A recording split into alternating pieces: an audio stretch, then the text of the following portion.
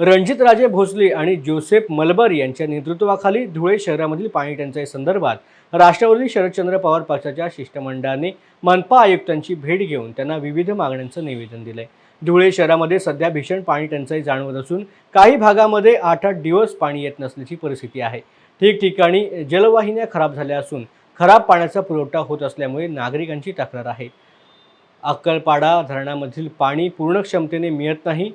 मोहाडी सारख्या भागांमध्ये महिन्यातून फक्त 2दा पाणी मिळते। त्यामुळे पाणी पुरवठ्यासाठी करोडो रुपयाचा निधी आणल्याचा भाजपचा दावा फोल ठरलाय, असा आरोप राष्ट्रवादीच्या शिष्टमंडळाने केला आहे। शरदचंद्रजी पवार या पक्षाच्या वतीने आम्ही आज अतिरिक्त आयुक्त धुळे महानगरपालिका यांची भेट घेतली।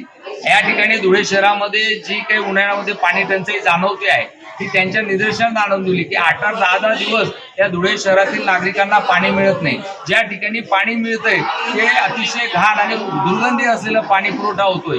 मोहाडी परिसरामध्ये महिन्यातून 2दा पाणी पुरवठा झाला।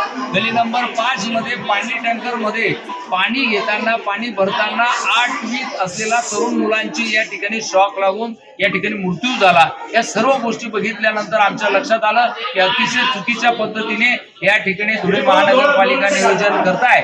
याचा राष्ट्रवादी काँग्रेस पक्षाने निषेध व्यक्त केला आणि या ठिकाणी आयुक्त आणि प्रशासनाला आम्ही विनंती केली की दररोज पाणी पुरवठा या ठिकाणी करावं, स्वच्छ निर्मळ पाणी द्यावं आणि ज्या भागातले वालमन आहेत किंवा त्या भागातले इंजिनियर आहेत यांची यादी प्रकाशित करावी अशी या ठिकाणी आम्ही मागणी केलेली आहे। आणि या निमित्ताने आम्ही सांगू इच्छितो की धुळे शहरातील नागरिकांना भाजपाने फसवण्याचं काम केलेलं आहे। त्यांनी म्हटलं की आम्ही 1 दिवसाआड पाणी पुरवठा करतोय, दररोज पाणी पुरवठा होतोय, पण आज प्रशासकाने आणि प्रशासकीय अधिकाऱ्यांनी मान्य केलं की आम्ही 1 दिवसाआड सुद्धा पाणी पुरवठा करू शकत नाही, आमची कॅपॅसिटी नाही, आमच्याकडे साठा नाही आणि मॅन पॉवर नाही, अशा पद्धतीने खूप या ठिकाणी अधिकाऱ्यांनी मान्य केलंय। याच्यावरून आपल्या लक्षात येईल की भाजपने धुळेकर जनतेला कशा पद्धतीने फसवलेले आहे।